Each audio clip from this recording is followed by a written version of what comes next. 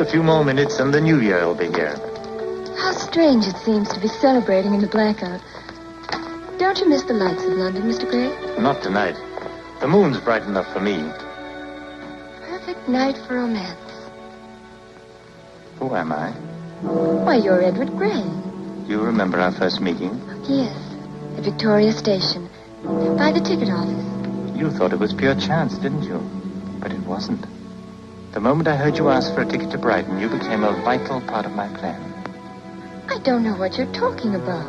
You know what happened to his worship, the mayor of Brighton. Yes, he was strangled. And so was the chief inspector, wasn't he? Oh, you're not. You can't be. Go on, say it. The Brighton Strangler. And you're the only person who knows it. Oh, no. No. We're in London. This is New Year's Eve. Oh, don't. Don't. You're not going to kill me. Yes. There'll be no New Year for you. You go out with the old one. Don't. No, don't. Oh, help.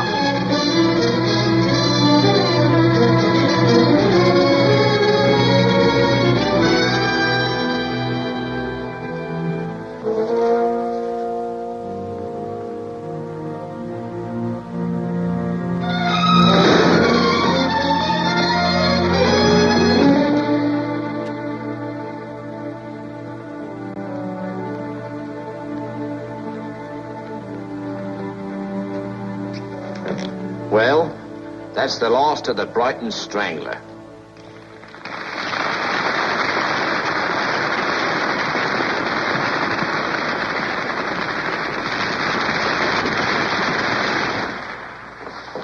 Just listen to that. I could run this play for another year, but that obstinate fiancé of yours, Reggie, refuses to play after next Saturday. Why don't you get somebody else, Leslie? There must be other actors who can play the part. But he's made it. He lives it. To the public, this play is Reginald Parker. 4:30 on the dot. Just time to get you to Victoria Station, my darling, and for a kiss, too. Well, if you're so much in love with him, then as the author of the play, you ought to be able to make him go on with it. My dear fella, Dorothy has far less influence with me as an author than as a fiancé. Isn't that so, my sweet? But you're still playing to capacity. I'm so tired, believe me, of strangling people 300 times in a row. Poor darling. Sometimes I'm surprised you don't strangle me after speaking those lines of mine night after night. Poor darling, my foot. Your play's put him on top. And after all, it is a success, isn't it? Sheldon, old boy, it's no use. This may sound hammy, but I just can't bear playing a strangler any longer. Thanks for making me a star. And Dorothy, dearest, thanks for writing the corniest of thrillers. I promise to make it up to you in the new play. I'm writing it for the real you. So now you know the real me. A year ago, it was you who insisted on casting me as the Brighton Strangler. You said I was the perfect type. You're such a good actor, darling, you had me fooled. The new play will satisfy both of you. It'll be a literary masterpiece. Oh, it's all right, Leslie. I know every time a producer hears the word literature, he reaches for his gun. But it'll be a moneymaker, too. If it's ever finished. You'll get it in time. When? About 3 weeks. I promise you I'll finish it while I'm with Mother at Canterbury. But he'll be there then. And first it'll be Christmas, then there'll be New Year, then you'll be busy getting married, and then there'll be the honeymoon. And then you'll get your finished play. I'll believe that when I see it. Excuse me, miss, you left out if you're going to catch the Canterbury train. Well, what are we waiting for? Goodbye, Leslie. Merry Christmas and a Happy New Year. And don't forget your promise. I won't. Goodbye. Goodbye. Keep your chins up, old boy.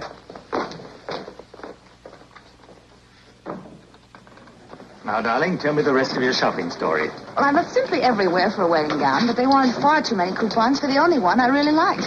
So what am I to do? Mrs. Parker, with all my worldly goods, I thee endow. Oh, Reggie, your clothing coupons. This is true love. Forget it. Even if I go to the altar looking like a beggar, you, madame, shall go looking like a queen.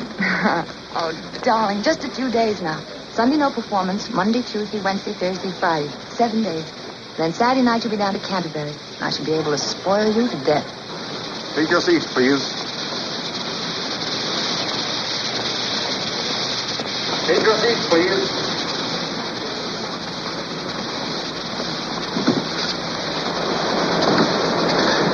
Whatever you two don't miss the train Saturday night. Don't worry about that. I'll be there. Bye. Goodbye, darling. Take good care of yourself. Goodbye.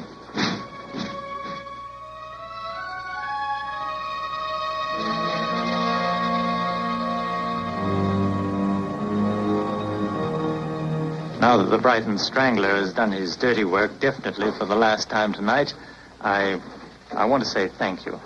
It's been wonderful working with you all, and I'm really looking forward to us all being together in our new play next year.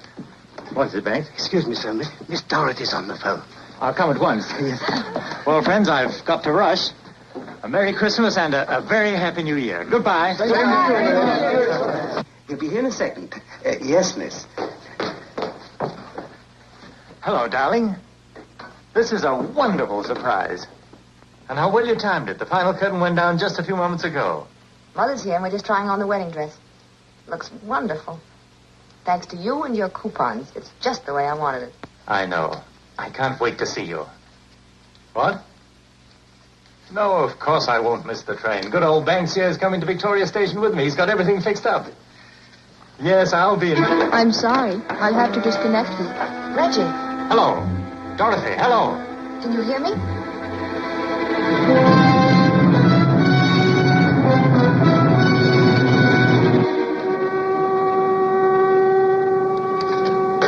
Confound it. There goes Moaning Minnie again. There goes my trip to Canterbury tonight, I suppose. I don't like to leave you, sir, but I've got to go on duty now. And don't worry, Banks. I can take care of myself. Now, don't forget to be at Victoria Station on time, sir. Your luggage is already there, and the ticket for it is in your overcoat pocket. Good. Well, here, hold on a minute. Wait. Yes. For yourself and your family, a very happy Christmas. Double up there, Banks. Stir up pump, sand, and water. While I'm coming, thank you, sir. And a Merry Christmas to you, sir.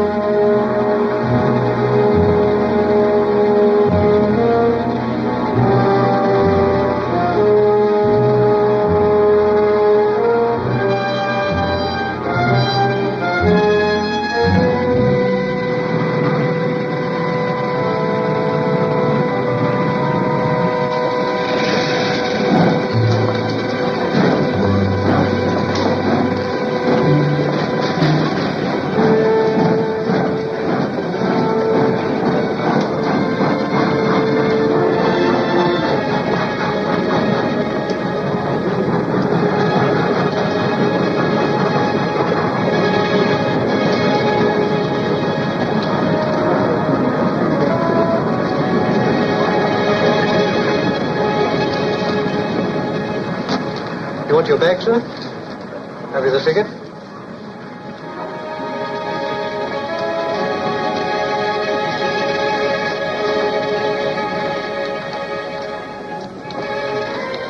Canterbury.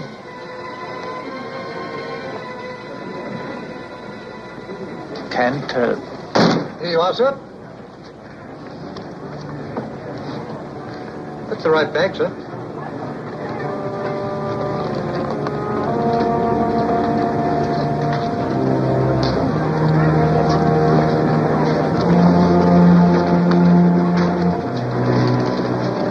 Single tickets form, please. Small singleton, assembly and 6. Thank you. Turn to Dixon, please. Dixon, 32 and 3.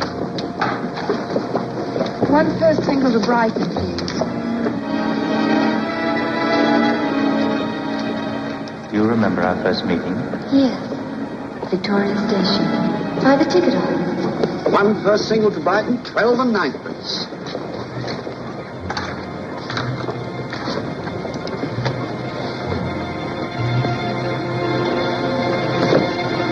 First single to Brighton. Brighton, sir, 12 and 9.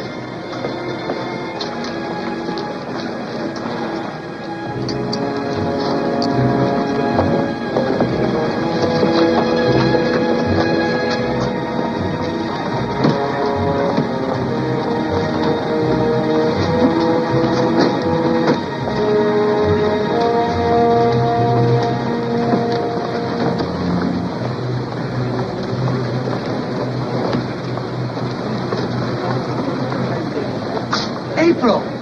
Bob! You managed to get here.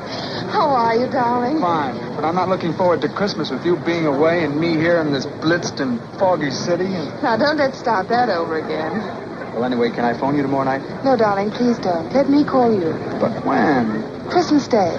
Oh, I hate the whole setup, darling. Bob, what will you do Christmas Eve? Oh, I don't know. Probably haunt some joint. Joint? You're going to have to learn some real English. A joint is some kind of a bar which you British probably call a pub. Take your seats, please. We're just leaving.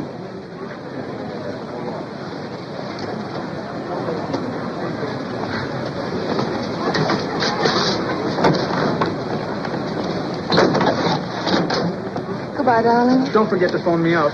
I won't. Look after yourself and please don't worry. I will. So long, April.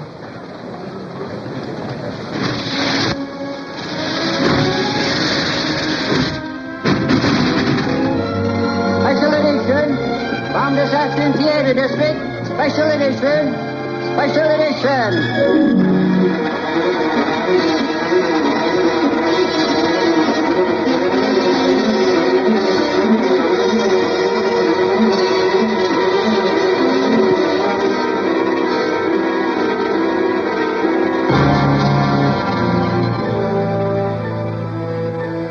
Do you remember our first meeting?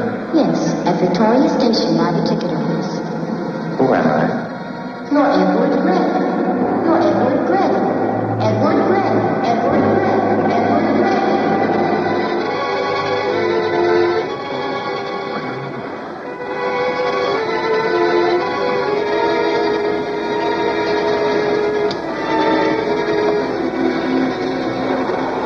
You've been hurt. You're bleeding. No, don't touch it. Let me take care of it.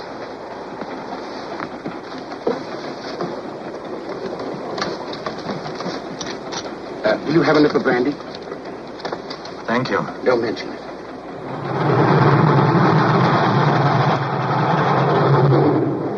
For a moment, I thought you'd fainted. Tell me, what happened? I suppose I must have bumped into something. But I'm quite all right now, thank you, Miss...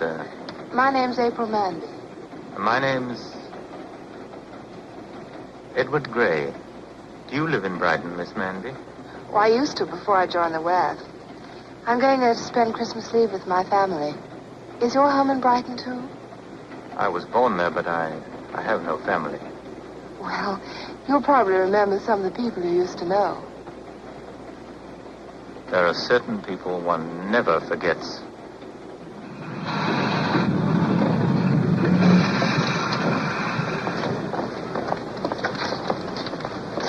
she is.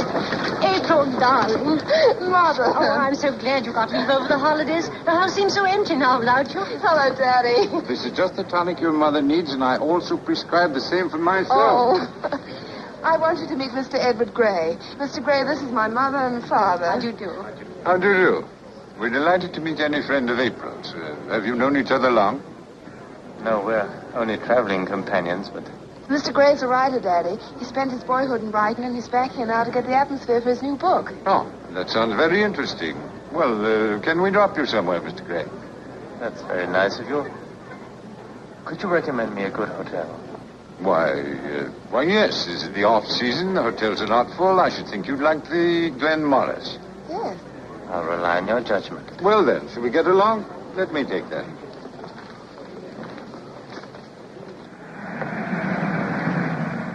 Thanks for the lift, Doctor. Good night. Good night, Mrs. Mandy. Good night. Goodbye. Goodbye. I hope we'll see you again soon. Oh, by the way, Mr. Gray, what are you doing tomorrow night? It's Christmas Eve, and we're giving a little dinner party. Would you care to join us? Do, please. Well, that's very kind of you. I'd be delighted. Good. April will phone you tomorrow and tell you how to get to our house. Good night, Mr. Gray. Good night. Goodbye. Goodbye.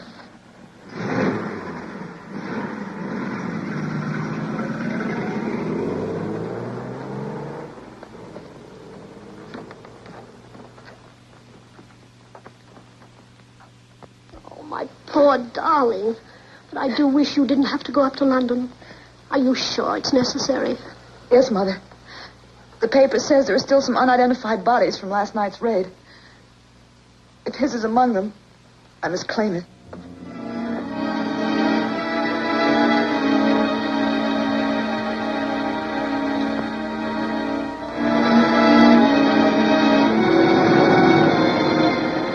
I must kill the man. Strangle the man. Kill.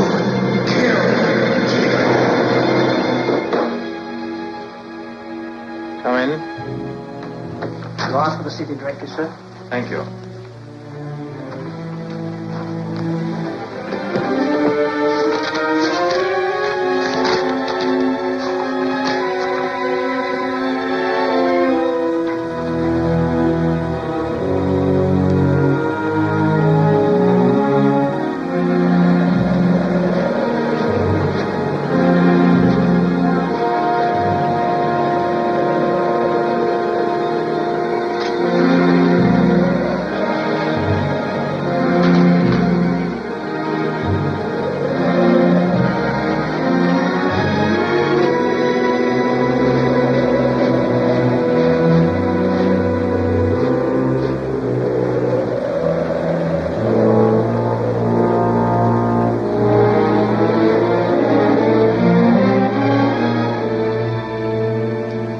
Got for the master, Emily, for formal civic occasions. Oh, ma'am. Why, the Lord Mayor of London in his mansion house won't look finer than our Mayor of Brighton now. I wish the master were home. What on earth can be keeping him? I know, ma'am. He's gone to pick up your present. What's the matter, Riggs? Heavens, Emily. What, man? Blackout, you've forgotten it.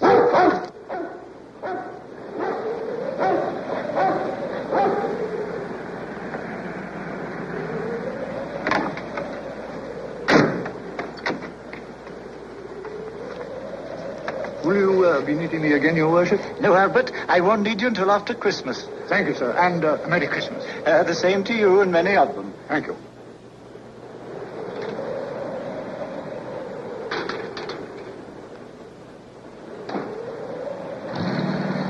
May I also wish His Worship a Merry Christmas?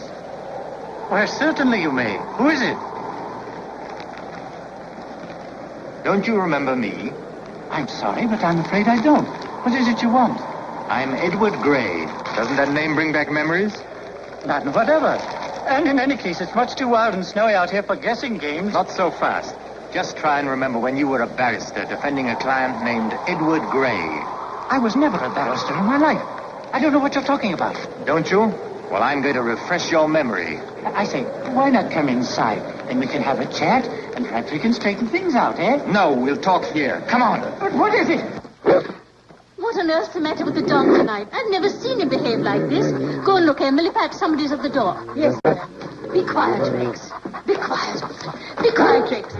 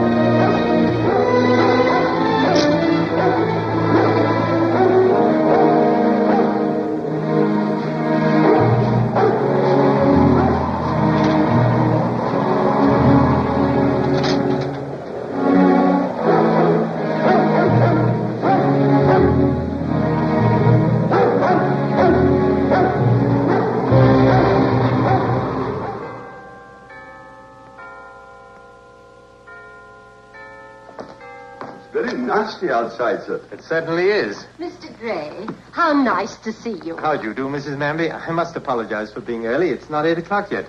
I didn't realize you were so close to the hotel. We're almost neighbors. I'm delighted you are early. It'll give you a chance to warm up and have a drink before dinner. Just leave that to me, Mother. Good How evening. are you? You go and look after the dinner, darling. I'll take care of Mr. Gray. You're looking super tonight, as your American friends would say. Must be nice to get out of uniform. Oh, it certainly is. Are you enjoying your leave? Yes, it's wonderful to be home again. Do sit down. Thank you. Whiskey and soda? Whiskey? Is there such a thing? Father's been saving it up. As a matter of fact, I'm very glad you came early.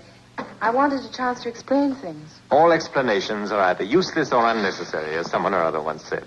Now you're being super. I feel I can tell you my little problem. I really need someone to confide in. Do you? Well, tell me, what's on your mind? That was my brother. He was shot down in his Spitfire only a few weeks ago. Mother hasn't got over it yet. I'm the only child now. If she discovers that I'm also married to a flyer... Married? Yes. 4 weeks ago in London to Bob Carson, the American officer you saw at the station. I daren't break it to the family yet, chiefly on Mother's account. Naturally. You want to wait a little before telling her. That's it. This will be our first Christmas without my brother. There'll be too many memories and emotions to upset her as it is. I quite understand. And I appreciate your confidence. If I can ever do anything, don't hesitate to ask. Thank you, Mr. Gray. That's wonderful of you.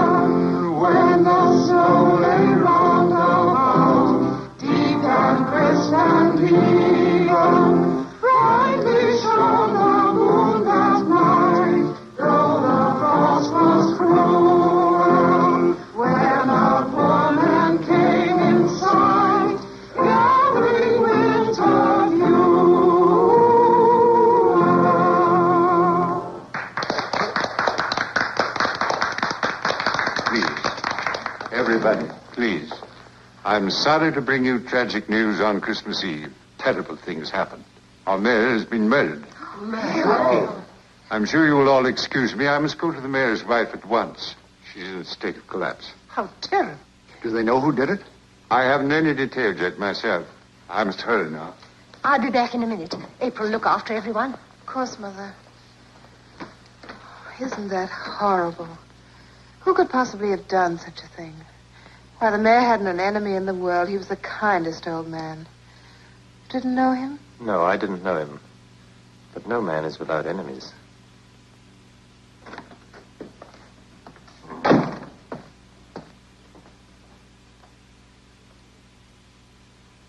The only clues that we have at the present moment, then, are the mayor's watch here and this coat button which we found in his hand. In any case, the watch establishes the time of the murder because it stopped at 8:05. Yet there's something that puzzles me, sir.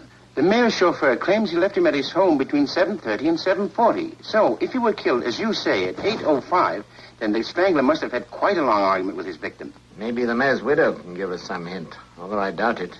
I'll have to question her as soon as she calms down a little. The strangler seems to have covered up his tracks pretty thoroughly. The snow helped him there. All we found were blurred footprints leading from the gate into the garden. We'd better make a careful investigation of all arrivals in the last few weeks. Check all boarding houses and hotels, will you? Very good, sir. We will.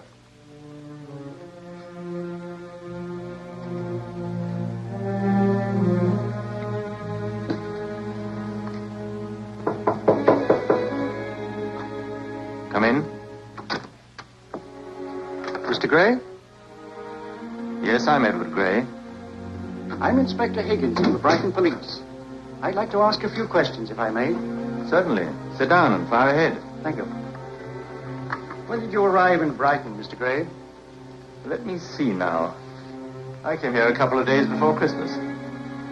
And where were you on Christmas Eve? Christmas Eve? Oh, yes, I was invited to the home of Dr. and Mrs. Manby.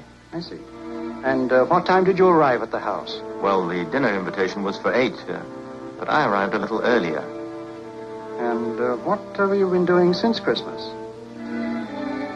Oh, please don't misunderstand this inquiry. It's just a routine checkup on all the strangers in town. That's perfectly all right, Inspector. Let me think. Well, most of the time I've been here at the hotel writing my book. Occasionally I've walked over to the Manbys for a cup of tea. I see. Well, I think that's just about all. Sorry for taking up your time. Not at all. Goodbye, Mr. Gray. Goodbye, Inspector.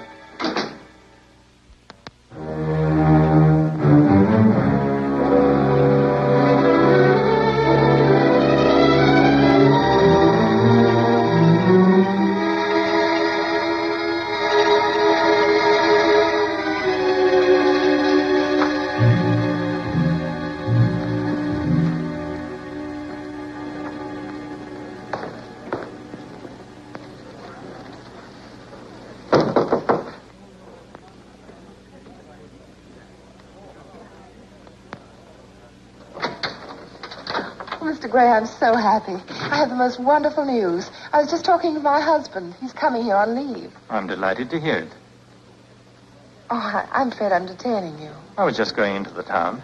Well, then I can take you along. I have to pick up Father anyway. Thank you. Then I can tell you everything. So, as I couldn't call up Bob from home, I had to use you as an alibi and tell Mother and Father that you'd invited me to tea. Delighted to be of service. I'm terribly happy. It's so wonderful that Bob and I can spend a few days together. When do you expect him? Oh, he'll be here tomorrow at... Oh, good heavens. What's the matter? I was so excited I completely forgot. I have to be at the mayor's funeral tomorrow. It's at 2 o'clock. The time the train gets here. What on earth am I going to do? I know what he looks like. Why can't I meet him at the station? Would you really do that for me? Why, of course, Mrs. Carson.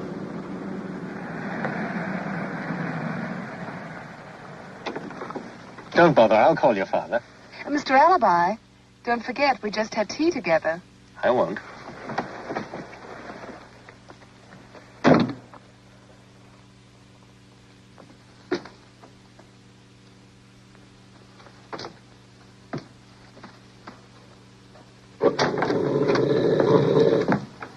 Yes, sir. What do you wish, sir? Quiet, Rex. Will you behave? What's nothing to you now? Be a good boy now. Don't be afraid, sir. He's a good dog. Would you tell Dr. Manby his daughter's waiting for him in the car? Certainly, sir. Won't you come in? Thanks. I'll wait outside. Is that for me, young lady? Yes, sir. Oh, it's you, Gray. Your daughter's giving me a lift. We've just had tea together. Yes, I know. Oh, I want you to meet Mr. Allison, our chief inspector. Mr. Gray, a friend of ours. How do you do, Mr. Graham? How do you do, Inspector? By the way, Mr. Gray is an author. He's here to write a book. That's so. When did you arrive in Brighton, Mr. Graham? Oh, just a few days ago. Hi, Mr. Allison. Oh, hello, April. How nice to see you again. Looks as though you chose a bad moment to come on leave. I'm afraid I have. I hope you catch that maniac, Mr. Allison. We will. I don't say that as the chief inspector either. Rather as the mayor's oldest friend. Well, I'm sure we can rely on you, Allison. Thank you, Doctor. Oh, dear me, I must get back to the hospital. Goodbye, Allison. Goodbye, Doc. Goodbye, April. Goodbye. Hope to see you again very soon. Goodbye, Mr. Gray. I'd like to read that book of yours when it's finished. Thank you, Mr. Allison.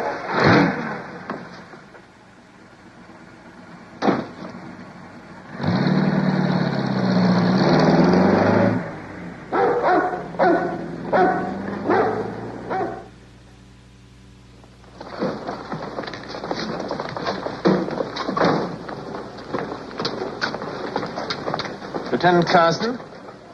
Yeah, I'm Lieutenant Carson. I'm Edward Gray. Your wife asked me to meet you. Well, it's very kind of you. But why didn't she come herself? Is she ill? No, she's been detained. I had to go to a funeral. A funeral? The mayor's. Oh, yeah, I read something about it. He was strangled, wasn't he? Yes. Seems he was a close friend of your wife's family. I see. Well, thanks for coming to meet me anyway. Oh, not at all. Mrs. Carson can hardly wait till you arrive. She's very charming. You're to be congratulated. Well, thank you. Well, shall we go? I'll take you to the hotel. Okay, fine.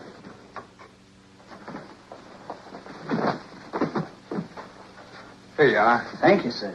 You probably want to tidy up a bit after your trip. You can say that again. I had a dash from the base to the station. Give me a call before you go downstairs. My room's just across the corridor. We might have a drink together before your wife arrives. Okay, swell.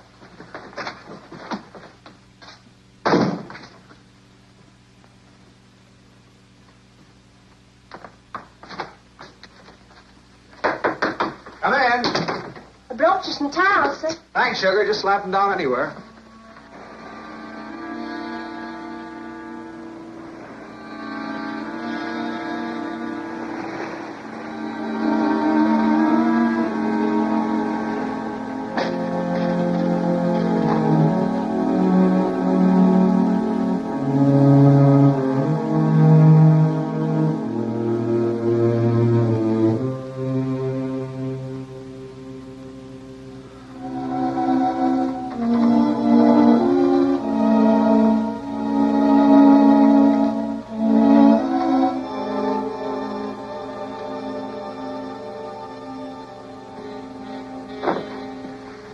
Oh, hey, wait a minute.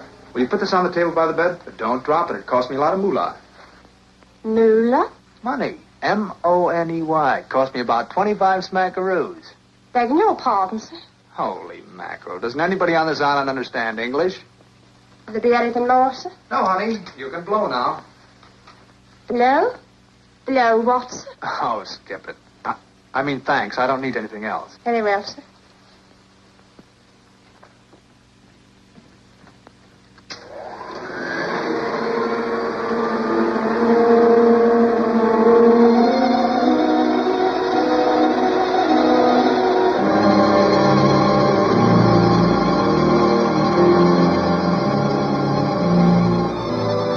You're the next one.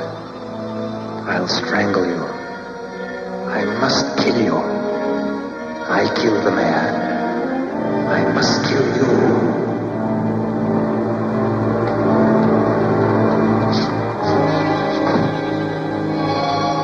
You ruined my life. I'll make you suffer. I've waited years for this moment. And I've hated every minute of them. You'll never escape. I've waited too long. I hate you. I hate you. Mr. Gray. Mr. Gray. What is it? What you want? Sorry to wake you, but you were having a dilly of a nightmare. Talking in your sleep. Talking? What did I say? What did you hear? What do you mean by coming into my room? But, Mr. Gray, you told me to call you before I went downstairs. Oh, yes, of course I did. Forgive me for being so rude. I didn't realize what I was saying. It must be the after effects of the nightmare. Do you mind telling me, just what did I say in my sleep? Most of it was unintelligible. All I remember is some remark about waiting years and hating someone. Crazy the things we dream up in our sleep, aren't they? Yes, they are. Silly even to talk about them. Well, how about our drink? Oh, you go ahead. Don't wait for me. I'll join you later. Okay, swell. See you later.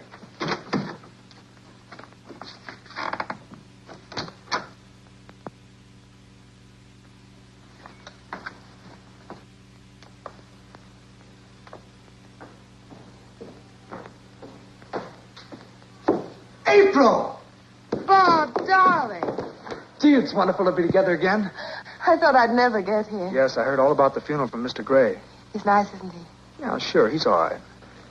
But, darling, you sound as though you don't like him. Don't tell me you're jealous. No, April, honestly, I'm not jealous, but What? I don't know. He strikes me as kind of screwy. But let's not talk about him. Right now, I'm only interested in you. Did you miss me? No, I was too busy thinking about you.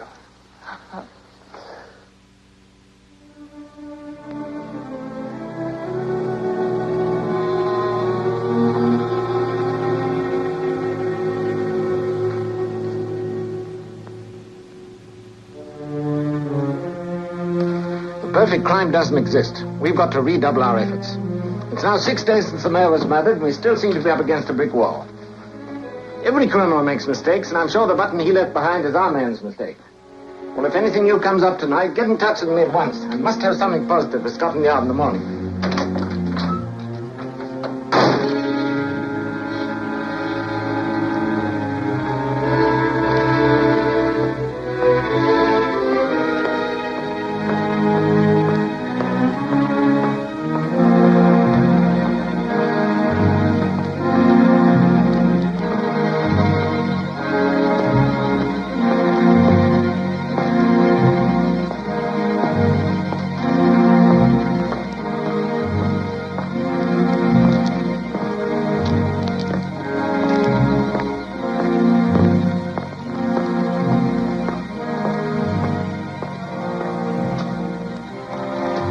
When are you showing pictures of the mayor's funeral? You'll come in a few minutes, sir. Give me one, please.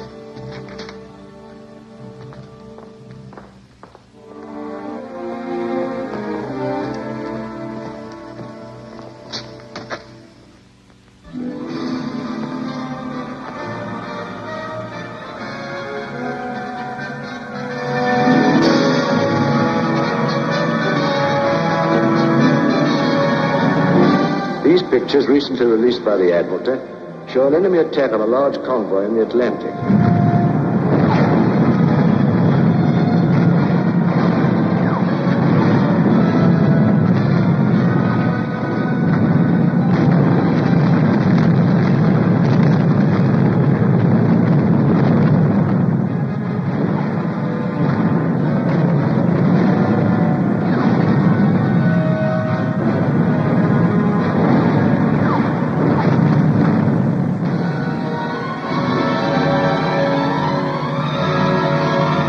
London still staves off the German war from the sky.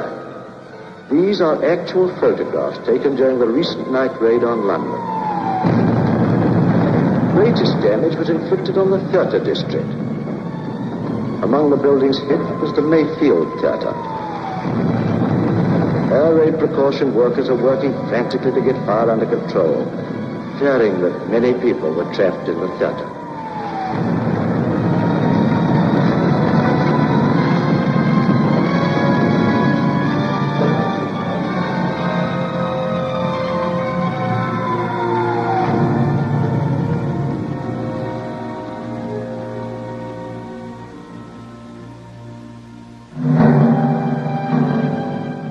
The Lord Mayor of Brighton, victim of the diabolical Strangler, goes to his final resting place.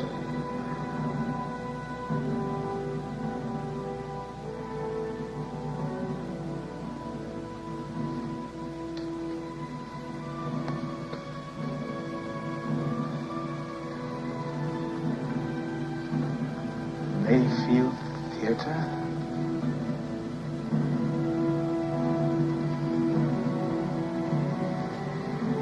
Mayfield Theater. Mayfield Theater.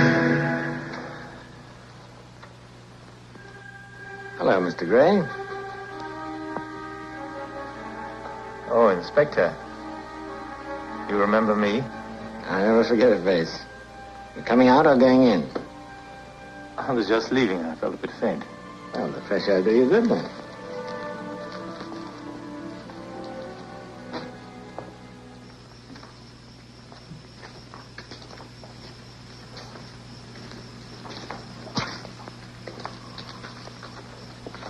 I've been hoping I'll run into you again. Mm-hmm. As an author, I find the study of crime and criminals fascinating. Well, speaking professionally, it's my opinion that fact is stranger than fiction in the world of crime. Of course, if you want facts, I'm your man. I'll take you up on that. Perhaps we might spend an evening together, just the two of us. Sometime you're not too busy. Well, of course. Unfortunately, tomorrow I've got to go up to Scotland Yard. But I'm never tired of discussing crime. We make a date later, shall we? Yes.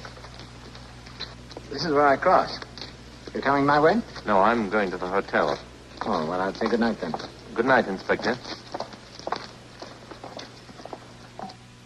Oh, Mr. Gray, why shouldn't we have that little talk tonight? Perfect. Are you sure you'll be free? Why, yes, I'd ask you to dinner, but, well, I'm a bachelor, you know, and my servant's away over the holidays. Here's my address. Shall we say about 9 o'clock? Well, thanks very much. I'll be there. Good, that'll be fine. Now, it's up to you to talk with Mr. Gray. Okay, but But what? it's just that I hate tricks and deceit. Besides, I don't want to depend on that guy all the time. But, Bob, you know that I need him as my alibi while you're here. I don't know what we'd do without him. Don't be prejudiced. He's really a nice person. Yeah, I know. He's a dilly. He's what? Oh, skip it. April, please don't misunderstand me. I'm not jealous. And I know you love me. But there's something fishy about that guy. The way he talks. The way he looks at you. Will you promise me something? Don't see him when I'm gone. I don't know what you mean. You obviously overestimate my interest in Mr. Gray. Really, you're imagining things. You're being quite silly.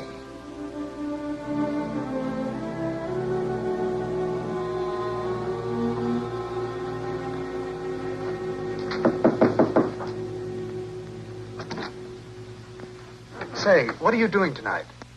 What do you mean? Why do you ask? I may have to ask you to alter your plans. Come in. What's on your mind? Well, in theory, you're delegated to escort April to a concert tonight. Of course, she's not going. She'll really be here with me once you've called for her at home. Do you mind very much? Why, of course not. That's swell of you. You see, she was supposed to have gone with her mother. You can count on me. As a matter of fact, now you happen to mention it, I think I'd rather like to go to that concert. Just as you say. April has the tickets if you want them.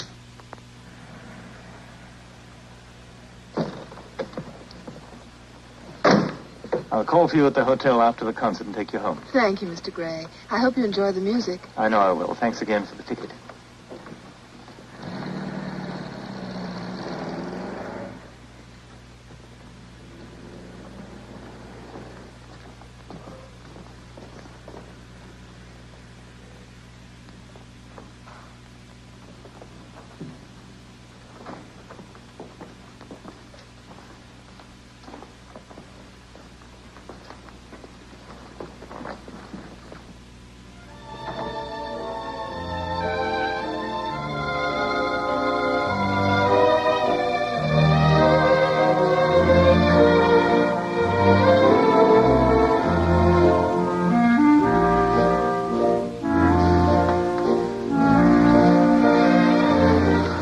Darling, isn't everything wonderful? I wish this dance would never end. Or if it had to, we'd find that the world was at peace and we'd never have to be separated again. It took a war to bring us together. Well, maybe next year at this time, the lights will go on again all over the world. And do you know where we'll be then? We'll be in New York celebrating New Year's Eve. Gee, what a city. It's really great. I beg your pardon, sir. Yes, what is it? There's a telephone call for you, sir. Telephone call? Yes. All right, I'm coming. I'll be right back.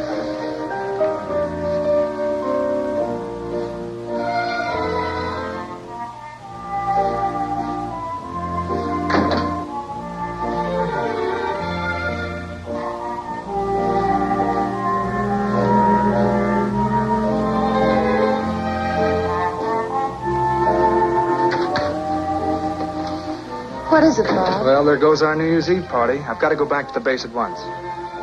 Oh, I see. That's war, honey.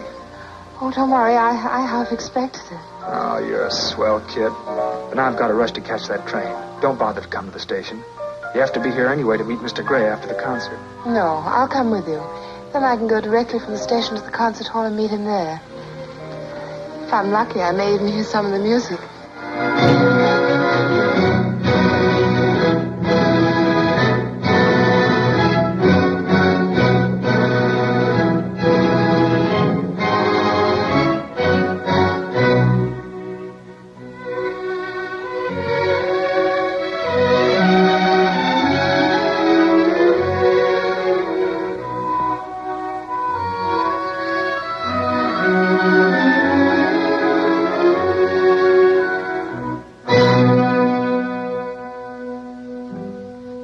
This recording.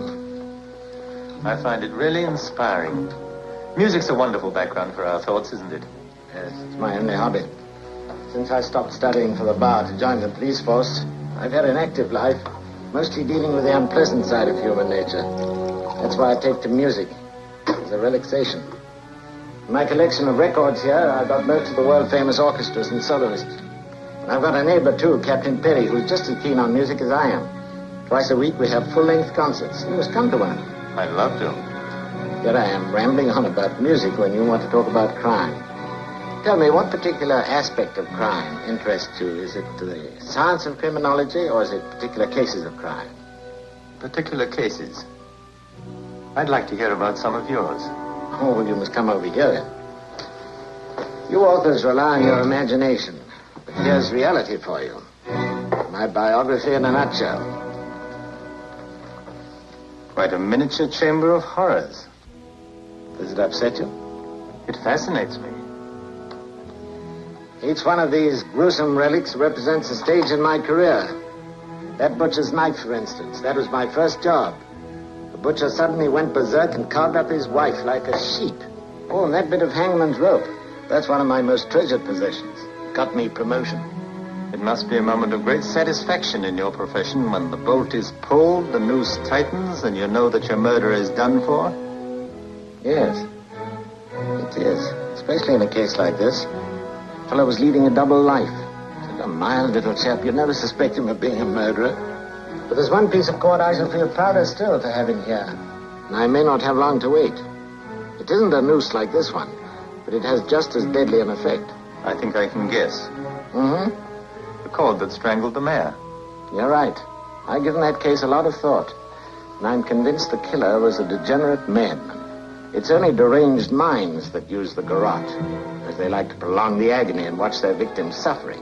But supposing the murderer was killing for hate, he'd want to see his victims suffer. The mayor had no enemies. Oh, what do any of us know about the private past of even the most harmless and kind-looking individuals? Now, I have a theory. Yes? Your author's imagination might be of use to me. Go ahead, I'd like to hear it. Let us suppose that years ago, long before he was mayor, the victim had a client whom he was briefed to defend in the court of law, but sold out to the prosecution. Mm-hmm. And supposing that after years of imprisonment, this client returns, seeking revenge. What an idea. In the first place, the mayor was never a barrister. And in the second, if he had been, he'd never have betrayed a client. But finish your story. I certainly will finish my story. When the client returns for his revenge, he lurks outside the mayor's house. There is a snowstorm as the mayor comes home. He doesn't realize that I'm there waiting for him, hiding behind a bush. As he comes by, I confront him. I tell him he's going to die. In my hand is the silk cord, and slowly I twist it round his neck. And then I strangled him. Wait a minute. I haven't finished my story yet. I killed the mayor, and I'm going to kill you, too. It was you who brought the prosecution. Don't get excited, old boy. I know. You're trying to play for time. You want to get a revolver, phone for help, but you'll never leave this room alive.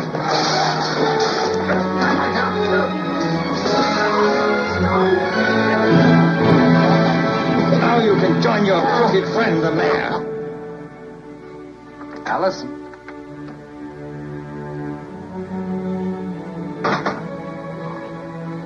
Allison. Allison, hello. Yes? Good evening. I'm afraid Inspector Allison isn't home yet. Oh, I see. Are you a friend of his? Yes. I'm his neighbor, Captain Perry. I brought him back his records. Give me the album. I'll put it back. Oh, don't bother. I know the way.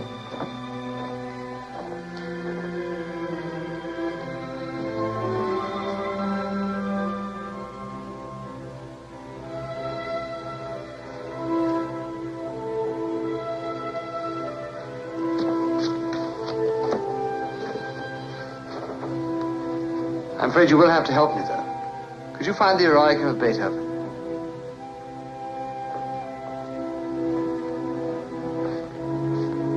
Music is my greatest pastime now. Here you are. Thank you, sir.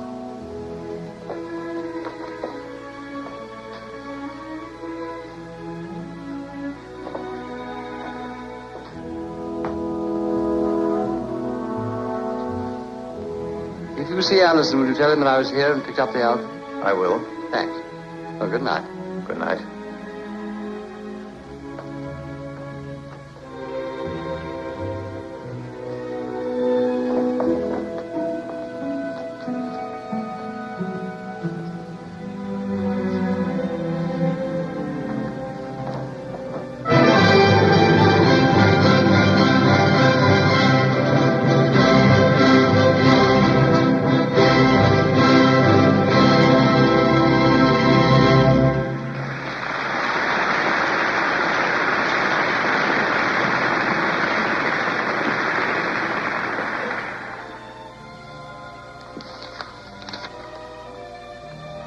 Excuse me. Is Mr. Gray in? No, he hasn't come back yet. Oh. Thank you.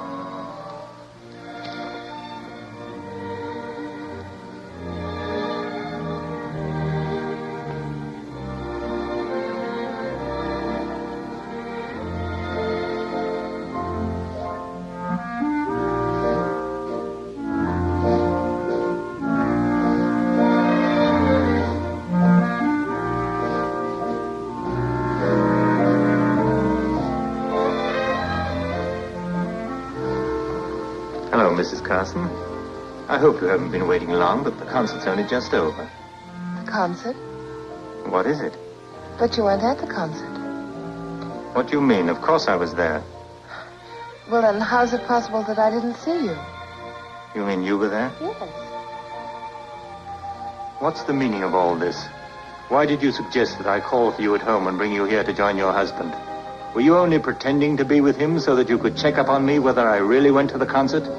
But of course not. You didn't give me a chance to explain. See, Bob's leave was suddenly canceled, so I thought I'd join you there and save you the trouble of calling for me here. We must have missed each other somehow. Well, I promised your mother I'd see you home. I'd better order a taxi.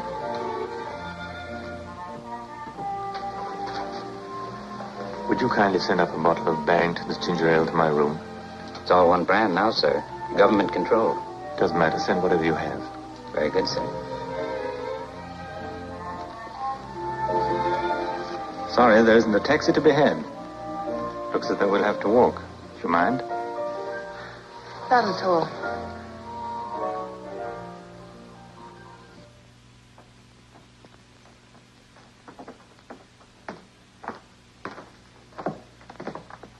Do you mind if we don't go through the town? Let's walk home along the cliffs. I've something on my mind. And the moonlight and the sea will help me with my thoughts. All right. Certainly.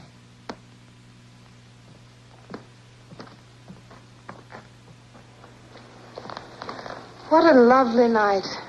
So crisp and clear. You're very quiet. What's the matter? I have my thoughts, and I suppose you have yours. Yes. Look, how the moonlight sparkles on the surf. It's beautiful.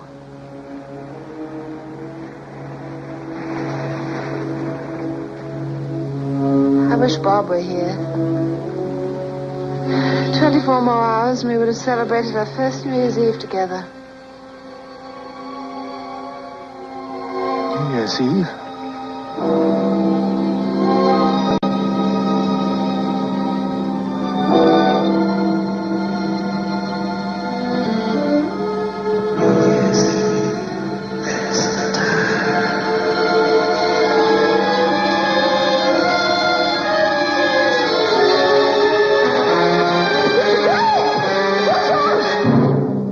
Mr. Gray, are you ill? It's nothing. For a moment I thought you were going to fall over the cliff. Here, take hold of my arm. Well, this isn't the first time I've been your nursemaid, remember? The journey to Brighton. Oh, yes. Yes. Are you feeling any better now? Yes, much better. That's good.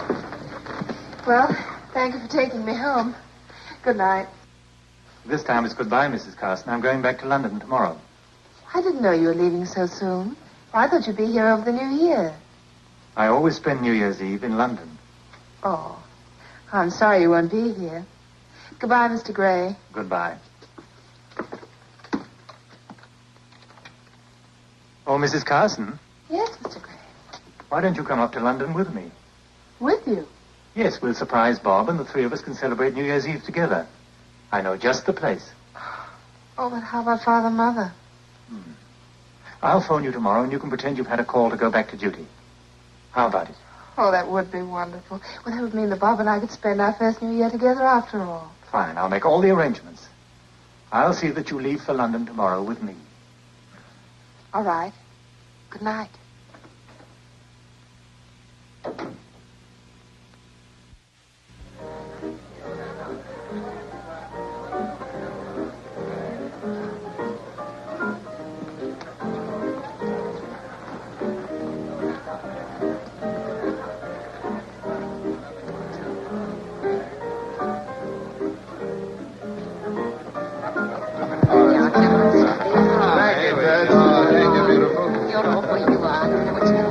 Miss. Hi, Davy. Hello, boys. Well, how are you? Sit down. Have a beer? No, thanks. He's fine. I hear there's a pretty good show you chaps put on today across the channel. Well, you limeys didn't do so bad either. The flak was thicker than a London fog. Jerry cut loose with everything but Deering's medals. What's the matter with him? Him? I'll bet he's thinking of Dizzy Dinah, the Brooklyn Belle. His girlfriend? No, his P-38. The biggest love in his life. I'll buy that. Solid.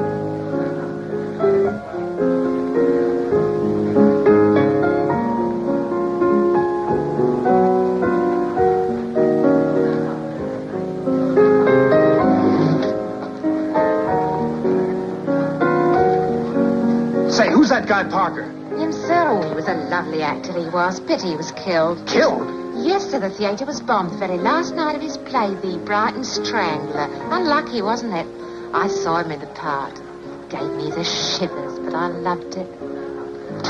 Excuse me, fellas. Hey, Bob, wait a minute. Well, did you see that? Yeah, this is all very interesting, Lieutenant. But our records show that Reginald Parker is listed among the casualties. Killed in the bombing. I tell you, Inspector, this man is still alive. I don't care who says he was killed in the bombing. I know he's in Brighton, and there's something screwy that he's masquerading as Edward Gray. You may be right. His fiancée, Dorothy Kent, was never able to identify any of the bodies. Let's go and see her.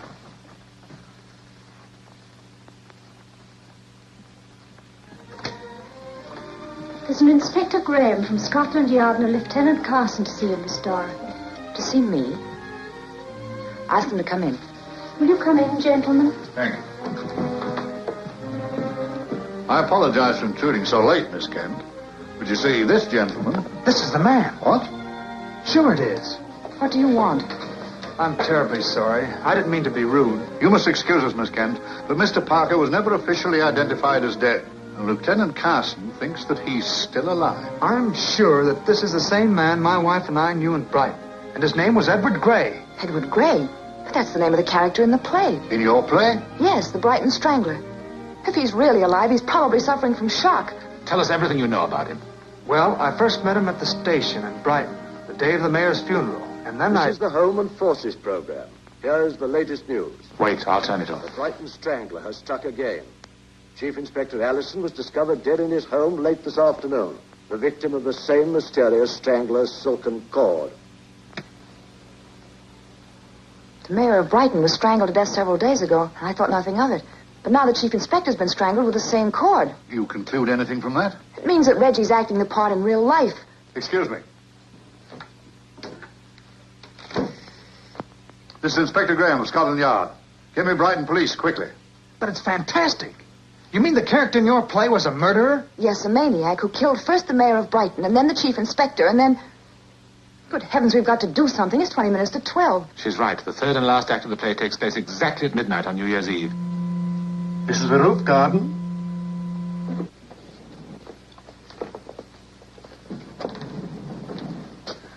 I can hardly believe that Bob chose this place for us to meet. You sure you understood him quite clearly over the phone? Yes, I'm quite sure. Strange.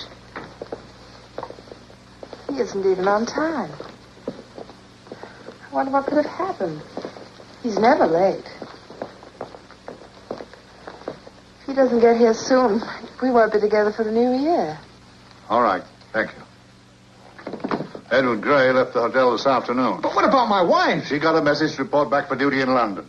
She also left this afternoon. Then they are together. But where? The last scene of the play took place in the roof garden of a London hotel. Which hotel is it? That's just it. No special hotel was mentioned. Well, there are only two hotels in London with a roof garden. The Park Towers and the Plaza. Do you remember our first meeting? Yes, Victoria Station. By the ticket office. You thought it was pure chance, didn't you? But it wasn't. No, the moment I heard you ask for your ticket to Brighton, you became a vital part of my plan. You know what happened to His Worship the Mayor of Brighton.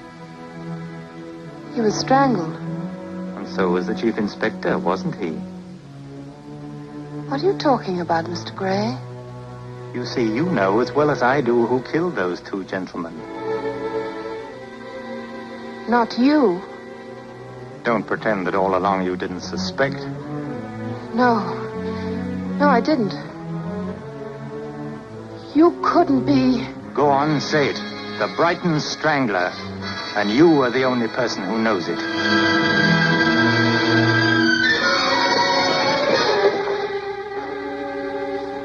You're insane. There'll be no new year for you. You'll go out with the old one.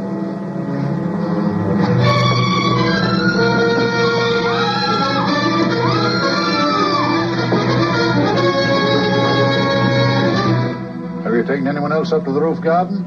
Yes, sir. A lady in uniform and a tall, good-looking gentleman. That must be them.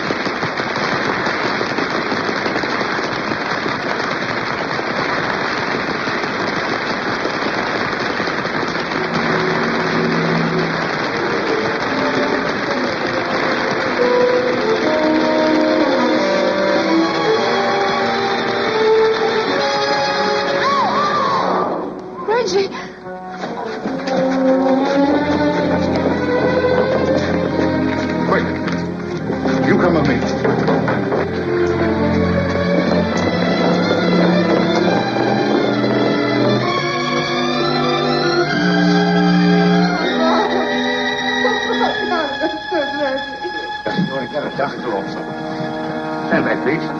Stand back. Stand back. Stand back, please. Reggie. Dorothy. I heard applause. The play's ended. Isn't it, dear? Yes, darling.